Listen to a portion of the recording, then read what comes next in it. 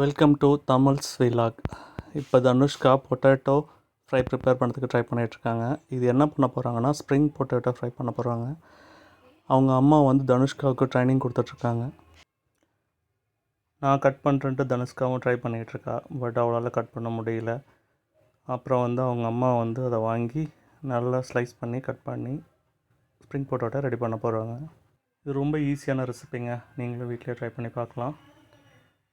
First வந்து ஒரு stick எடுத்து உருளைக்கிழங்கை வந்து அதில் இன்சர்ட் பண்ணக்கிட்ட சின்னதாக சுற்றியும் ஸ்லைஸில் கட் பண்ணிகிட்டே வந்தீங்கன்னா அது வந்து ஸ்ப்ளிட் பண்ணுற மாதிரி வரும். இந்த மாதிரி கட் பண்ணுறது தான் டைம் கன்சூமிங் பார்ட். அதில் ஒன்ஸ் கட் பண்ணி முடித்தோடனே வந்துட்டு அதை வந்து எலாங்கேட் பண்ணிவிட்டு நீங்கள் வந்து மசாலா போட்டு அப்புறம் வந்து எண்ணெயில் ஃப்ரை பண்ணலாம். ஸோ இது கட் பண்ணுறதுக்கு வந்து ரொம்ப நேரம் டைம் எடுத்துக்கிச்சுங்க. ஸோ 2 பேரும் உட்காந்து ப்ரிப்பேர் பண்ணிகிட்ருக்காங்க. நான் வீடியோ எடுத்துகிட்ருக்கேன். தனுஷ்கா ஆதி 2 பேரும் இந்த பொட்டேட்டோ ஃப்ரை ரொம்ப பிடிக்கும். இதில் வந்து சில்லி பவுடர் காரம் கம்மியாக போட்டு பொரிச்சா சாப்பிட்றதுக்கு டேஸ்ட்டாக இருக்கும். ஸோ ஈவினிங் ஸ்நாக்காக இதை பண்ணி கொடுக்கலாம் குழந்தைங்களுக்கு. இவங்க 2 பேரும் ரொம்ப நேரமாக அதை ட்ரை பண்ணி கட் பண்ணிகிட்டே இருக்காங்க. இன்னும் முடிஞ்ச பாடலை இதை கட் பண்ணி முடிச்சு இப்போ சுற்றியும் கட் பண்ணி முடிச்சிட்டாங்க. அதை ஸ்டிக்கில் இன்சர்ட் பண்ணிவிட்டு செப்ரேட் பண்ணிகிட்டு இருக்காங்க. இது ரெடி பண்ண பின்னாடி வந்துட்டு மசாலா ப்ரிப்பேர் பண்ணணும். மசாலா வந்து அவங்க இனிமேட்டுக்கு தான் ப்ரிப்பேர் பண்ண போகிறாங்க.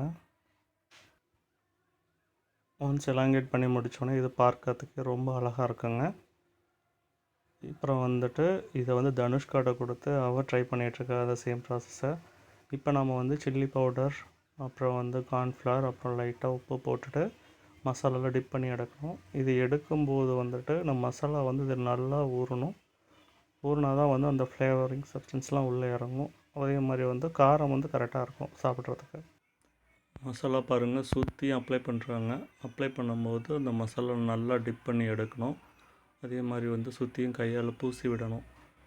அப்போ தான் வந்து உங்களுக்கு ஃப்ரை பண்ணும்போது இந்த மசாலா வந்து எல்லா போர்ஷனுக்கும் இறங்கி உங்களுக்கு வந்து அந்த டேஸ்ட் கிடைக்கும். இப்போ வந்து நம்ம எண்ணெயை வந்து சூடாக காய வச்சிட்ருக்கோம். ஒன்ஸ் வந்து எண்ணெய் காஞ்சதும் இதை போட்டு பொரித்து எடுக்க போகிறோம். இப்போ வந்து நம்ம எண்ணெயில் போட்டாச்சு. அது வந்து செப்ரேட் ஆனதுனால அது பாதி போர்ஷன் வந்து தனியாக இருக்க மாதிரி தெரியுது. ஸோ அது ஒன்றும் ப்ராப்ளம் இல்லை. இது வந்து கொஞ்சம் நேரம் ஃப்ரை பண்ணணும். அந்த கலர் வந்துட்டு கொஞ்சம் பொன்னிறமாக சேஞ்ச் ஆகிற வரைக்கும் ஃப்ரை பண்ணணும். அது எப்படி தெரிஞ்சுக்கிறதுனா அந்த எண்ணெயோட நுர அடங்கின பின்னாடி அது நல்லா வெந்துருச்சுன்னு அர்த்தம். அப்போ வந்து நம்ம திருப்பி எடுத்துகிட்டு சூடாக சர்வ் பண்ணலாம். இப்போ பாருங்கள் கொஞ்சம் கொஞ்சமாக அந்த நுர அடங்க ஆரம்பிச்சிருச்சு. இப்போ வந்து நல்லா ஃப்ரை ஆகிடுச்சு. இப்போ ஒரு தடவை வந்து திருப்பி போட்டுக்கணும். திருப்பி போட்டு நல்லா ஃப்ரை பண்ணணும். ஃப்ரை பண்ணி முடித்தோடனே எடுத்துடணும். பாருங்கள் இப்போ நல்லா ஃப்ரை ஆகிடுச்சு. கலரும் சேஞ்ச் ஆகிடுச்சு. அந்த நுரையெல்லாம் அடங்கிருச்சு. Dhanushka eating time. அதை எடுத்து தனுஷ்கா கொடு. Subscribe to Tamil's vlog.